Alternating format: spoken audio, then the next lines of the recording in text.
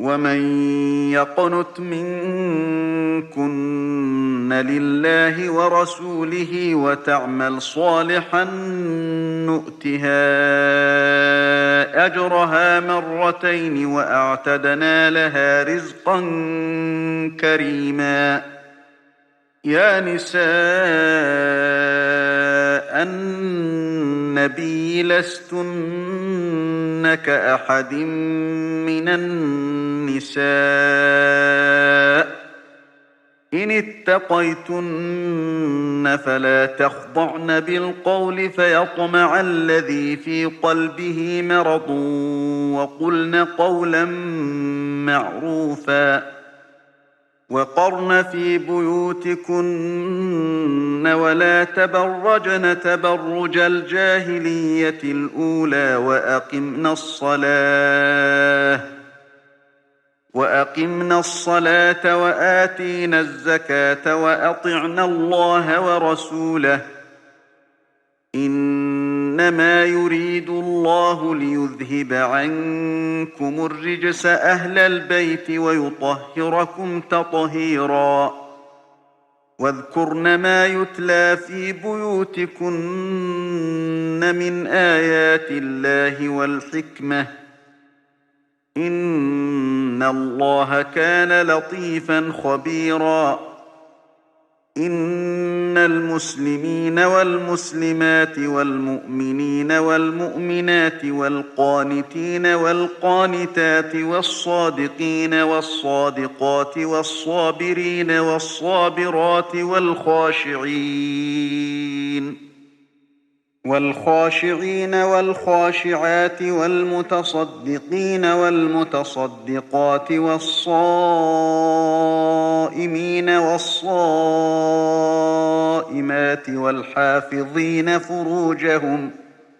والحافظين فروجهم والحافظات والذاكرين الله كثيرا والذاكرات أعد الله لهم مغفرة وأجرا عظيما. وما كان لمؤمن ولا مؤمنة إذا قضى الله ورسوله أمرا أن يكون لهم الخيرة من أمرهم ومن يعص الله ورسوله فقد ضل ضلالا مبينا. وإذ تقول للذي أنعم الله عليه وأنعمت عليه أمسك عليك زوجك واتق الله وتخفي في نفسك ما الله مبديه وتخشى الناس والله أحق أن تخشاه. فلما قضى زيد منها وطرا زوجناكها لكي لا يكون على المؤمنين حرج في أزواج أدعيائهم إذا قضوا منهن وطرا وكان أمر الله مفعولا. ما كان على النبي من حرج فيما فرض الله له سنة الله في الذين خلوا من قبل وكان أمر الله قدرا مقدورا. الذين يبلغون رسالات الله ويخشونه ولا يخشون أحدا إلا الله وكفى بالله حسيبا. ما كان محمد أبا أحد من رجالكم ولكن رسول الله وخاتم النبيين وكان الله بكل شيء عليما. يا أيها الذين آمنوا اذكروا الله ذكرا كثيرا وسبحوه بكرة وأصيلا هو الذي يصلي عليكم وملائكته ليخرجكم من الظلمات إلى النور وكان بالمؤمنين رحيما تحيتهم يوم يلقونه سلام وأعد لهم أجرا كريما يا أيها النبي إنا أرسلناك شاهدا ومبشرا ونذيرا وداعيا إلى الله بإذنه وسراجا منيرا وبشر المؤمنين بأن لهم من الله فضلا كبيرا ولا تطع الكافرين والمنافقين ودع أذاهم وتوكل على الله وكفى بالله وكيلا يا أيها الذين آمنوا إذا نكحتم المؤمنات ثم طلقتموهن من قبل أن تمسوهن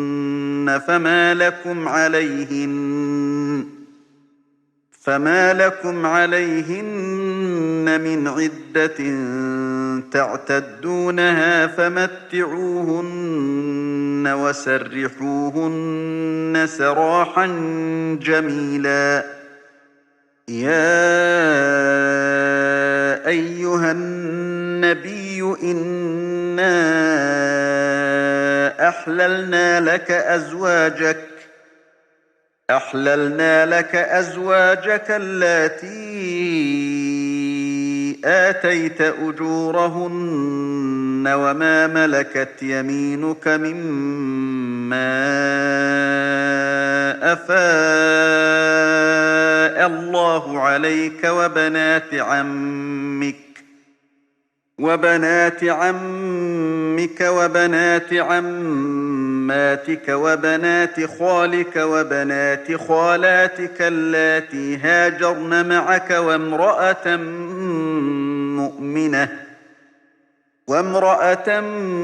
مؤمنة إن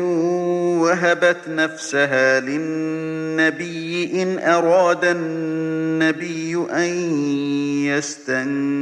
يستنكحها خالصة لك من دون المؤمنين قد علمنا ما فرضنا عليهم في أزواجهم وما ملكت أيمانهم لكي لا يكون عليك حرج وكان الله غفورا رحيما ترجي من تشاء منهن وتؤوي إليك من تشاء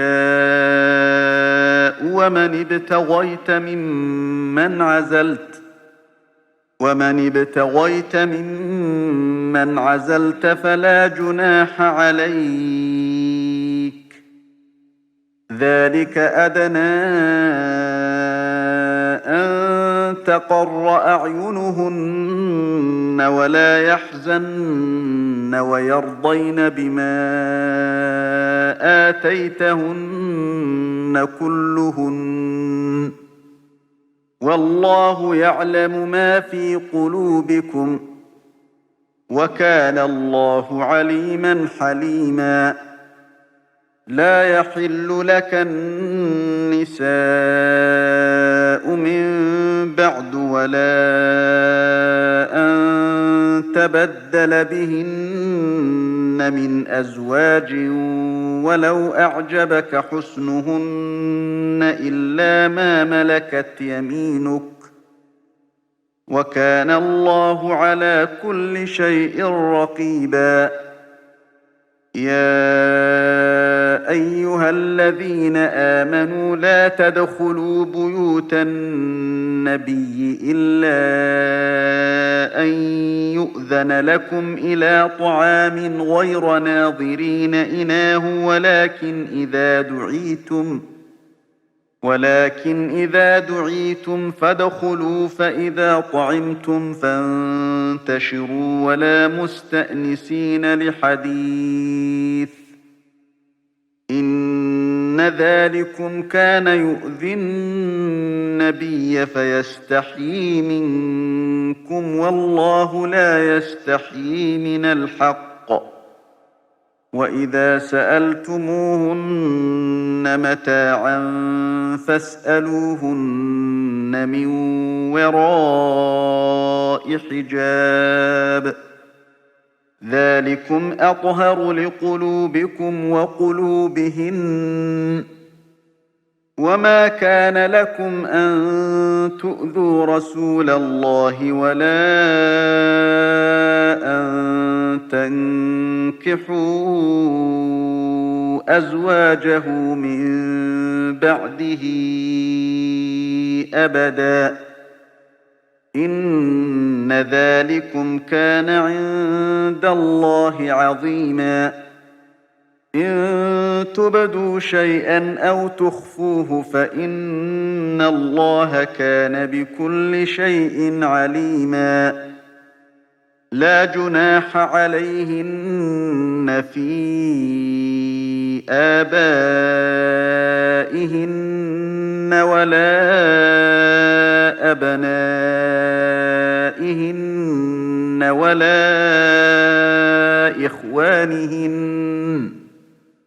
ولا إخوانهن ولا أبناء إخوانهن ولا أبناء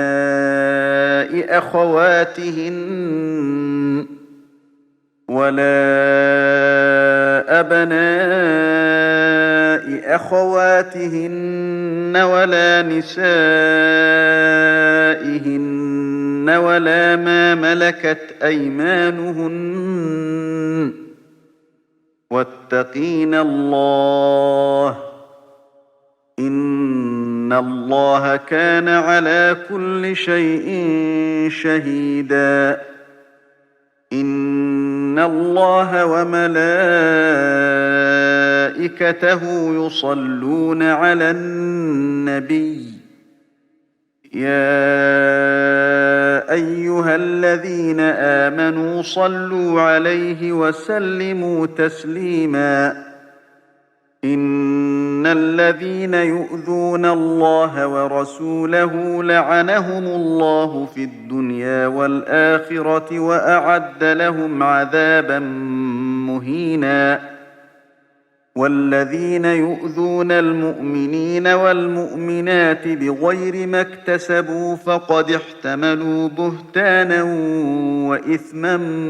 مبينا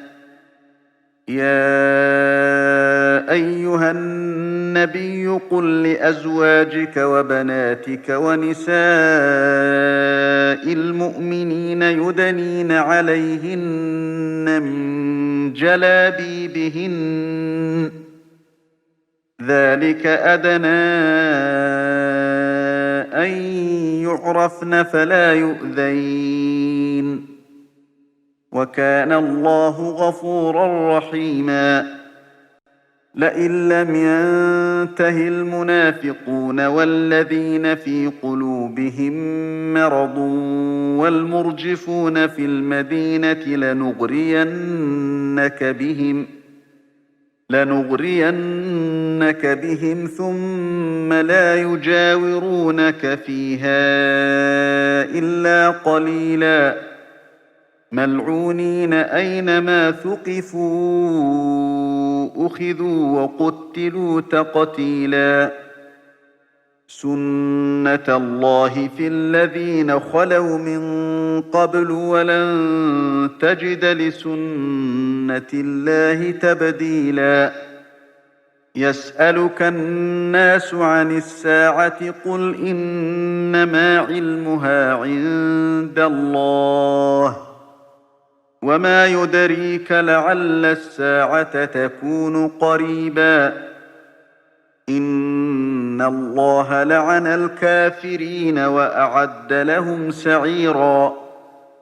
خالدين فيها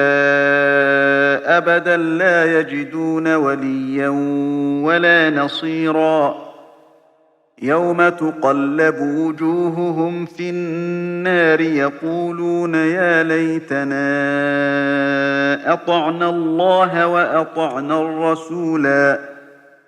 وقالوا ربنا إنا أطعنا سادتنا وكبراءنا فأضلونا السبيلا ربنا آتهم ضعفين من العذاب والعنهم لعنا كبيرا يا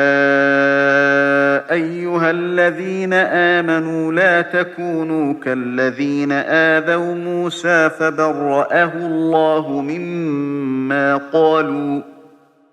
وكان عند الله وجيها يا أيها الذين آمنوا اتقوا الله وقولوا قولا سديدا يصلح لكم أعمالكم ويغفر لكم ذنوبكم ومن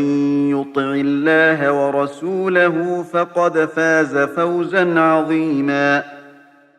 إنا عرضنا الأمانة على السماوات والأرض والجبال فأبين أن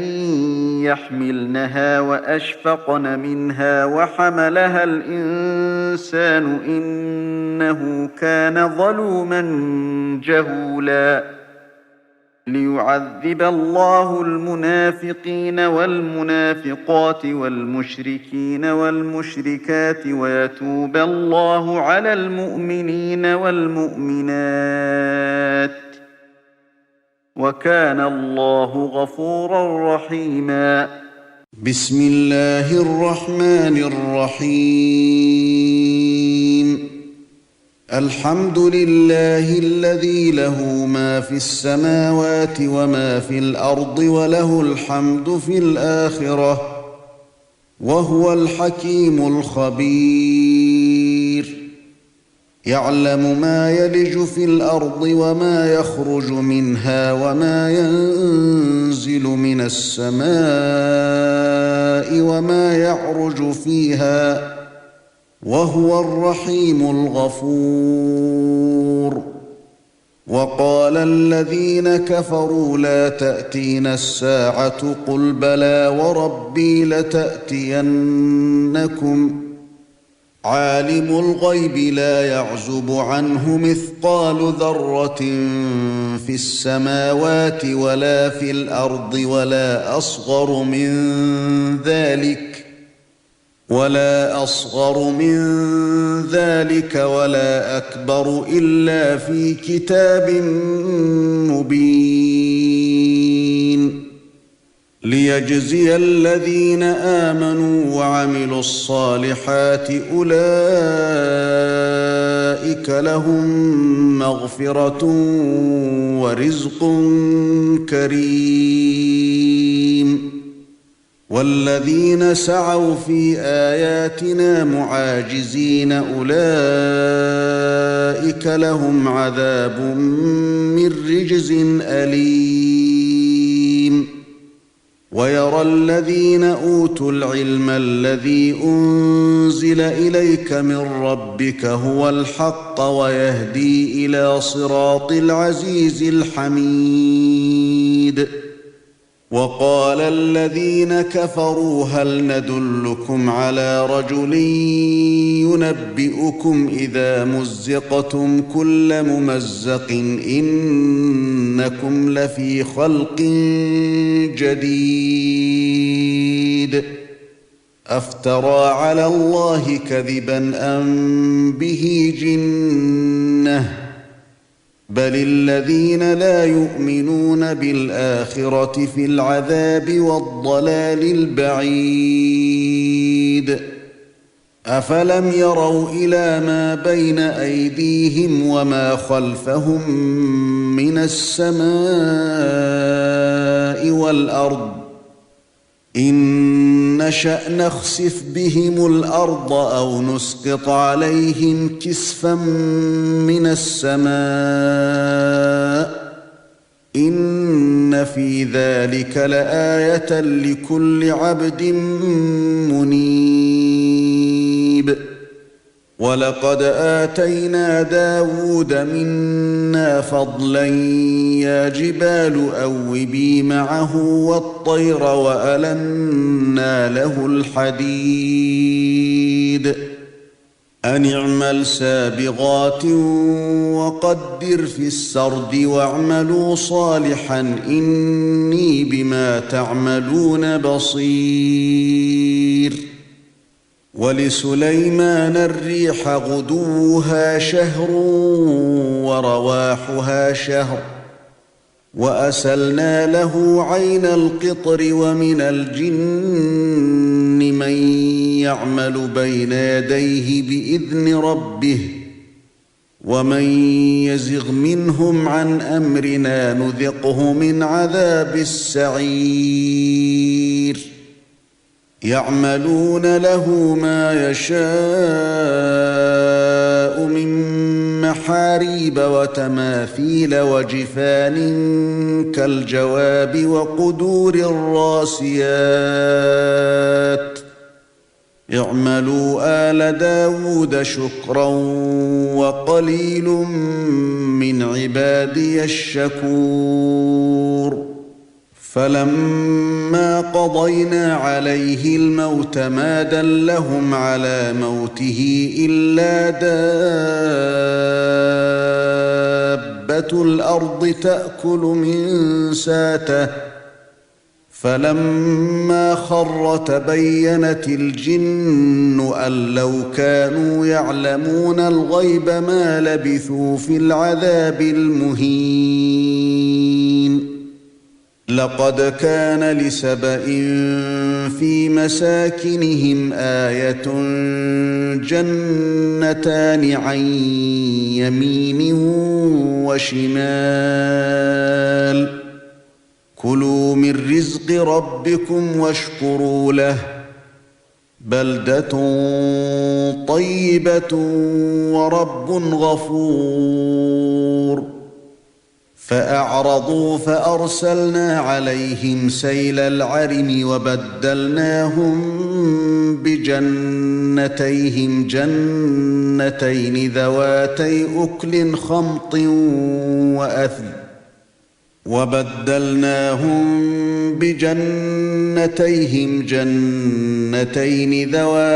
أكل خمط وأثل وشيء من سدر قليل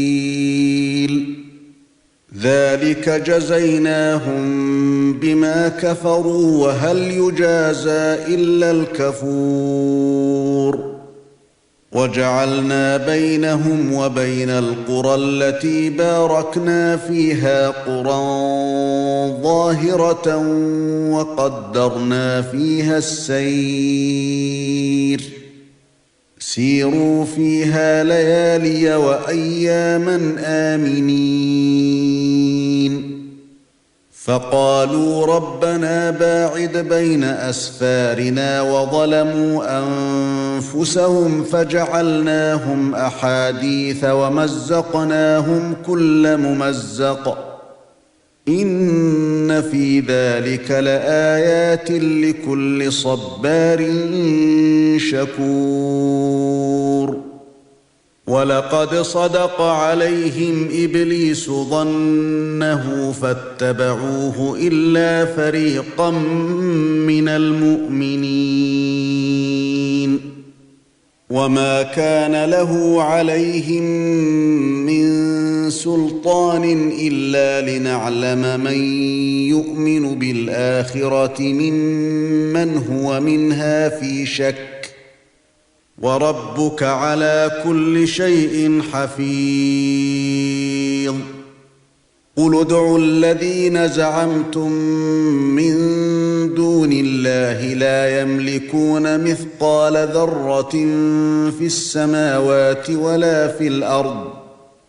لا يملكون مثقال ذرة في السماوات ولا في الأرض وما لهم فيهما من شرك وما له منهم من ظهير ولا تنفع الشفاعة عنده إلا لمن أذن له حتى إذا فزع عن قلوبهم قالوا ماذا قال ربكم قالوا الحق وهو العلي الكبير قل من يرزقكم من السماوات والأرض قل الله وإنا أو إياكم لعلى هدى أو في ضلال مبين قل لا تسألون عما أجرمنا ولا نسأل عما تعملون قل يجمع بيننا ربنا ثم يفتح بيننا بالحق وهو الفتاح العليم قل أروني الذين ألحقتم به شركاء كلا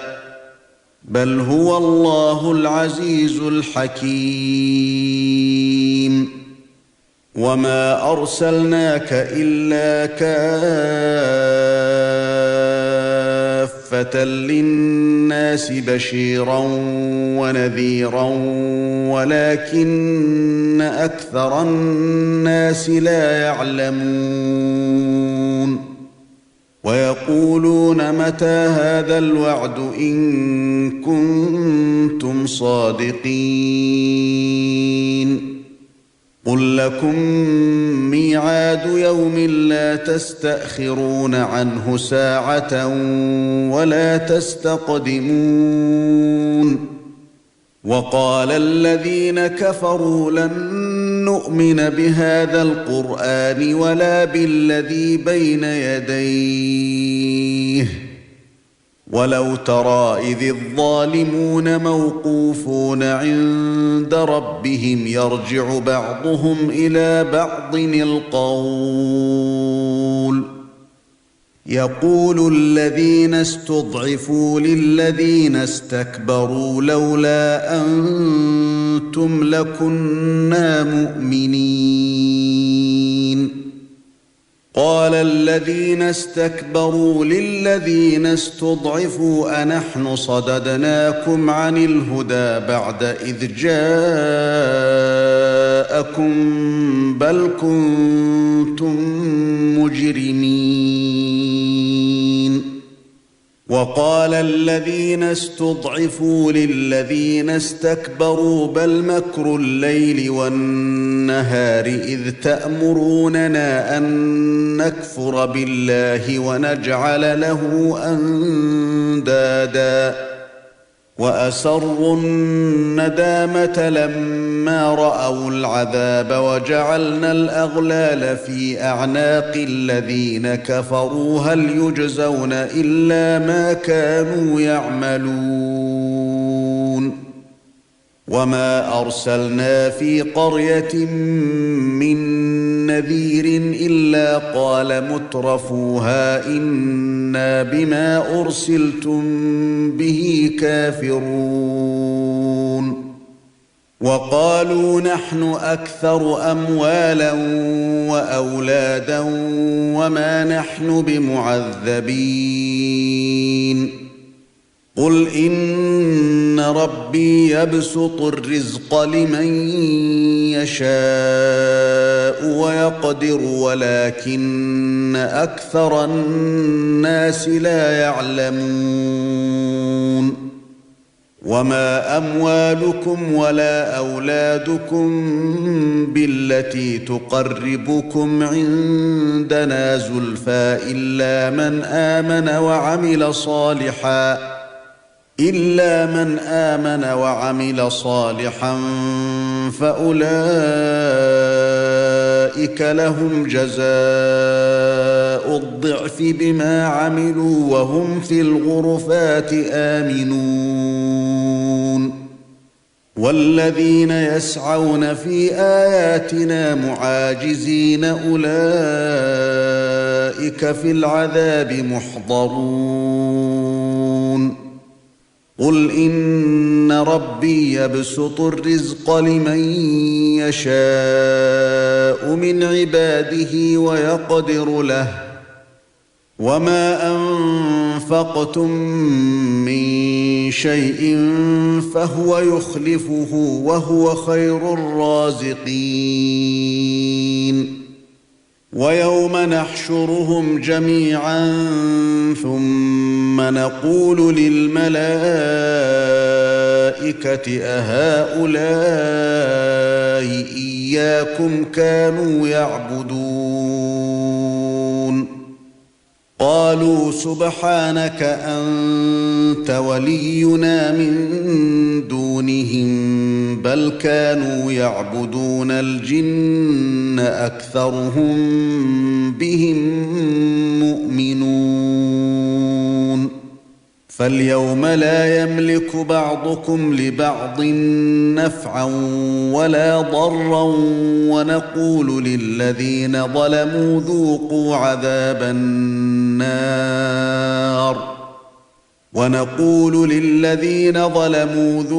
عذاب النار التي كنتم بها تكذبون وإذا تتلى عليهم آياتنا بينات قالوا ما هذا إلا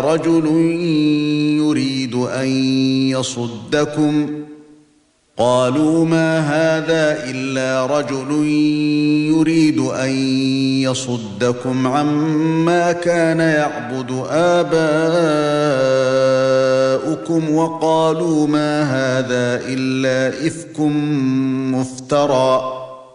وقال الذين كفروا للحق لما جاءهم إن هذا إلا سحر مبين وما آتيناهم من كتب يدرسونها وما أرسلنا إليهم قبلك من نذير وكذب الذين من قبلهم وما بلغوا معشار ما آتيناهم فكذبوا رسلي فكيف كان نكير قل إنما أعظكم بواحدة أن تقوموا لله مثنى وفرادا ثم تتفكروا ما بصاحبكم من جنة إن هو إلا نذير لكم بين يدي عذاب شديد قل ما سألتكم من أجر فهو لكم إن أجري إلا على الله وهو على كل شيء شهيد قل إن ربي يقذف بالحق علام الغيوب قل جاء الحق وما يبدئ الباطل وما يعيد قل إن ضللت فإنما أضل على نفسي وإن اهتديت فبما يوحي إلي ربي إنه سميع قريب ولو ترى إذ فزعوا فلا فوت وأخذوا من مكان قريب وقالوا آمنا به وأنى لهم التناوش من مكان بعيد وقد كفروا به من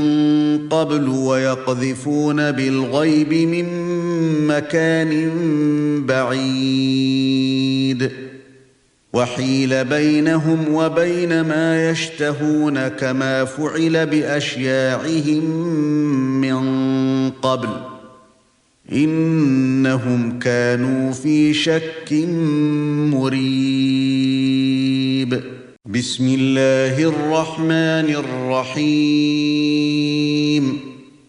الحمد لله فاطر السماوات والأرض جاعل الملائكة رسلا أولي أجنحة مثنى وثلاث ورباع يزيد في الخلق ما يشاء إن الله على كل شيء قدير ما يفتح الله للناس من رحمة فلا ممسك لها وما يمسك فلا مرسل له من بعده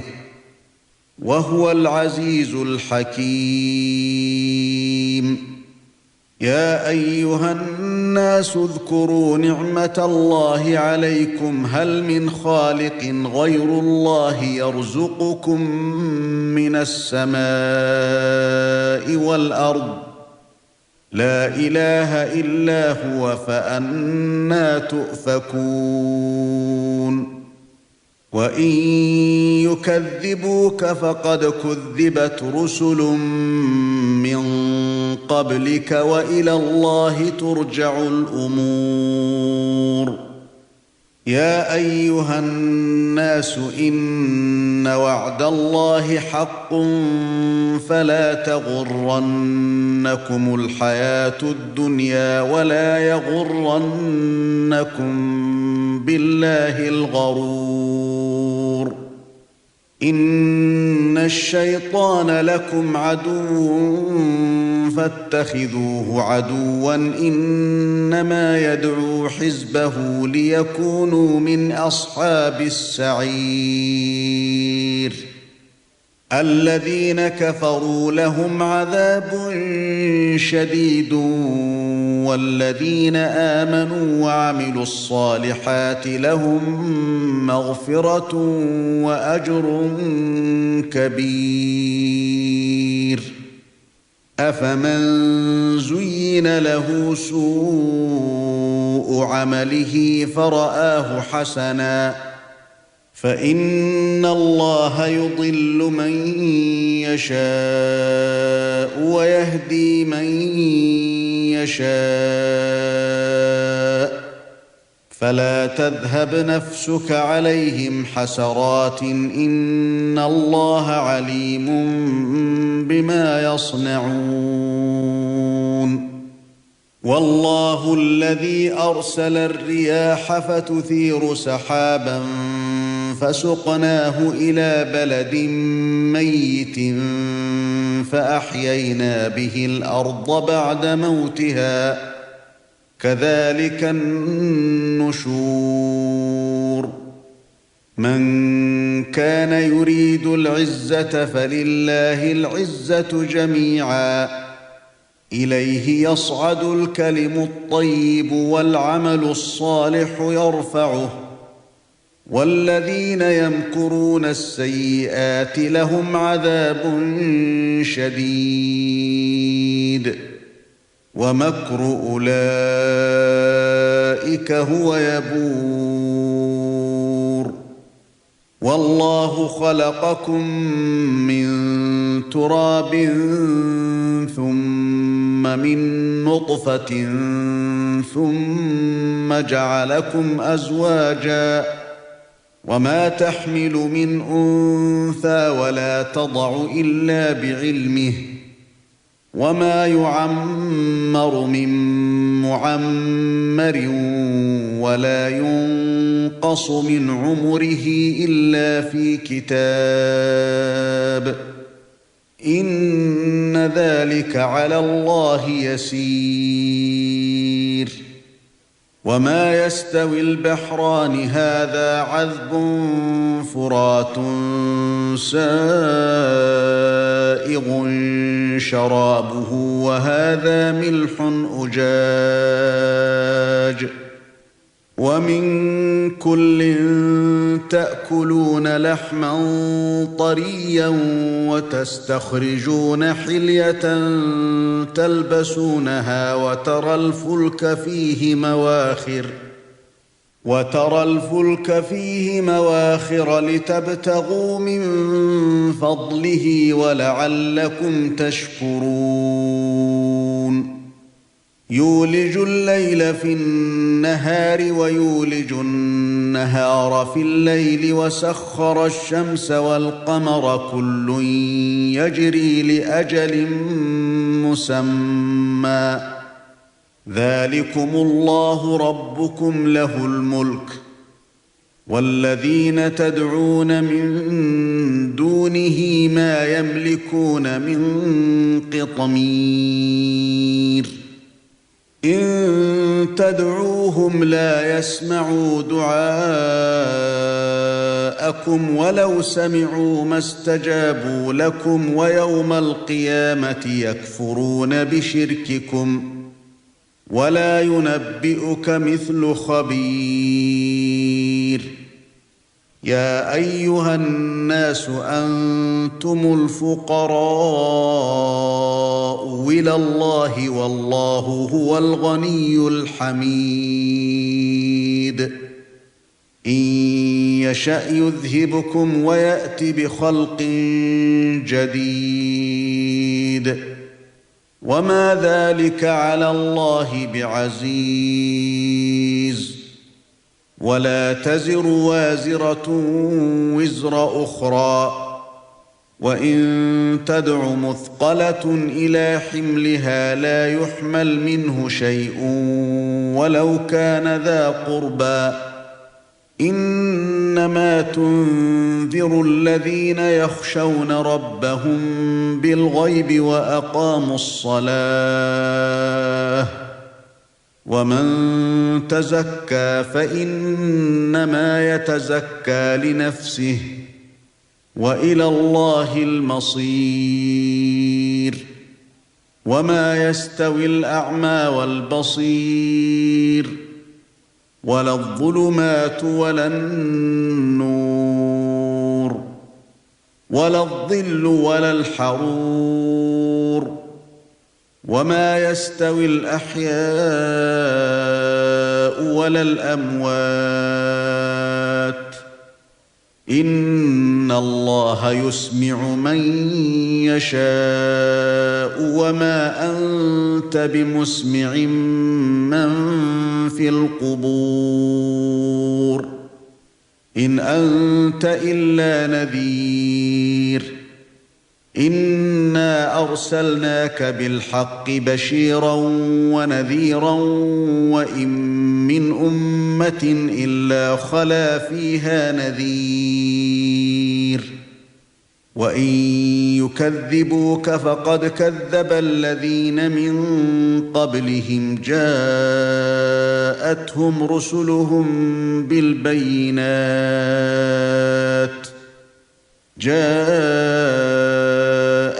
رسلهم بالبينات وبالزبر وبالكتاب المنير ثم أخذت الذين كفروا فكيف كان نكير ألم تر أن الله أنزل من السماء ماء فأخرجنا به ثمرات مختلفا ألوانها ومن الجبال جدد بيض وحمر مختلف ألوانها وغرابيب سود ومن الناس والدواب والأنعام مختلف ألوانه كذلك إنما يخشى الله من عباده العلماء إن الله عزيز غفور إن الذين يتلون كتاب الله وأقاموا الصلاة وأنفقوا مما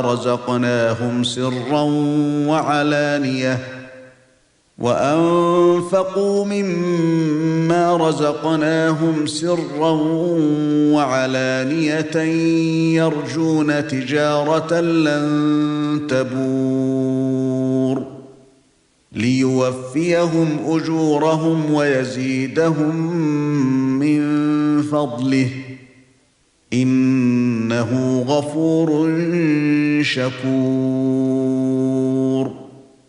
والذي أوحينا إليك من الكتاب هو الحق مصدقا لما بين يديه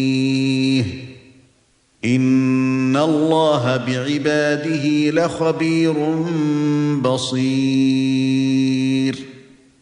ثم أورثنا الكتاب الذين اصطفينا من عبادنا فمنهم ظالم لنفسه ومنهم مقتصد ومنهم سابق بالخيرات بإذن الله ذلك هو الفضل الكبير جنات عدن يدخلونها يحلون فيها من أساور من ذهب ولؤلؤا ولباسهم فيها حرير وقالوا الحمد لله الذي أذهب عنا الحزن إن ربنا لغفور شكور الذي أحلنا دار المقامة من فضله لا يمسنا فيها نصب ولا يمسنا فيها لغوب والذين كفروا لهم نار جهنم لا يقضى عليهم فيموتوا ولا يخفف عنهم من عذابها كذلك نجزي كل كفور وهم يصطرخون فيها ربنا أخرجنا نعمل صالحا غير الذي كنا نعمل أولم نعمركم ما يتذكر فيه من تذكر وجاءكم النذير فذوقوا فما للظالمين من نصير إن الله عالم غيب السماوات والأرض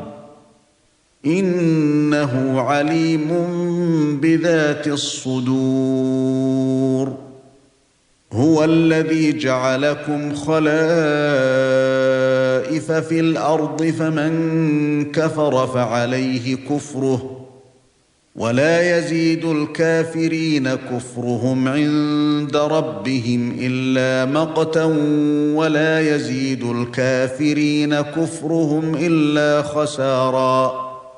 قل أرأيتم شركاءكم الذين تدعون من دون الله أروني ماذا خلقوا من الأرض أم لهم شرك في السماوات أم آتيناهم كتابا فهم على بينات منه بل إن يعد الظالمون بعضهم بعضا إلا غرورا إن الله يمسك السماوات والأرض أن تزولا ولئن زالتا إن أمسكهما من أحد من بعده إنه كان حليما غفورا وأقسموا بالله جهد أيمانهم لئن جاءهم نذير ليكونن أهدى من إحدى الأمم فلما جاءهم نذير ما زادهم إلا نفورا استكبارا في الأرض ومكر السيء ولا يحيق المكر السيء إلا بأهله فهل ينظرون إلا سنة الأولين فلن تجد لسنة الله تبديلا ولن تجد لسنة الله تحويلا أولم يسيروا في الأرض فينظروا كيف كان عاقبة الذين من قبلهم وكانوا أشد منهم قوة وما كان الله ليعجزه من شيء في السماوات ولا في الأرض إنه كان عليما قديرا ولو يؤاخذ الله الناس بما كسبوا ما ترك على ظهرها من دابة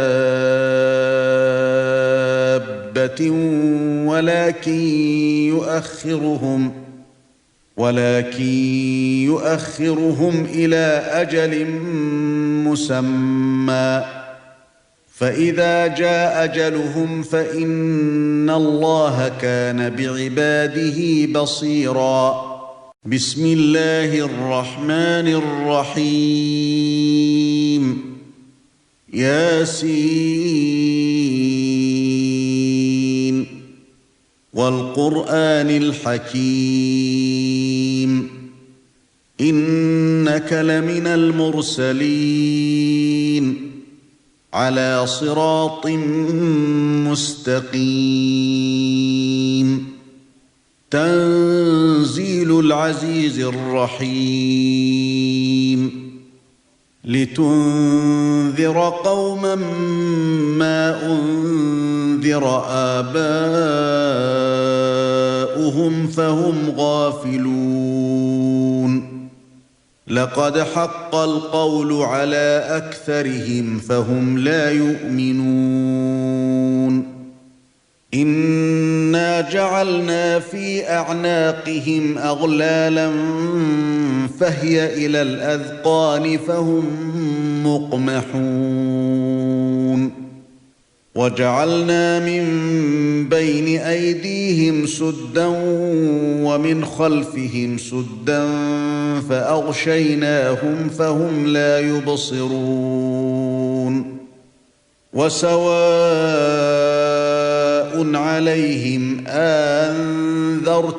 أم لم تنذرهم لا يؤمنون إنما تنذر من اتبع الذكر وخشي الرحمن بالغيب فبشره بمغفرة وأجر كريم إنا نحن نحيي الموتى ونكتب ما قدموا وآثارهم وكل شيء أحصيناه في إمام مبين واضرب لهم مثلا أصحاب القرية إذ جاءها المرسلون إذ أرسلنا إليهم 2 فكذبوهما فعززنا بثالث فقالوا إنا إليكم مرسلون قالوا ما أنتم إلا بشر مثلنا وما أنزل الرحمن من شيء إن أنتم إلا تكذبون قالوا ربنا يعلم إنا إليكم لمرسلون وما علينا إلا البلاغ المبين قالوا إنا تطيرنا بكم لئن لم تنتهوا لنرجمنكم وليمسنكم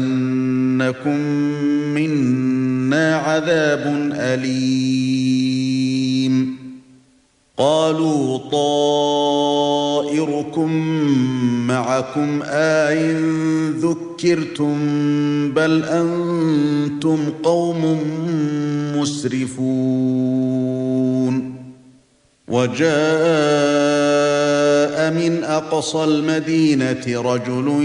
يسعى قال يا قوم اتبعوا المرسلين اتبعوا من لا يسألكم أجرا وهم مهتدون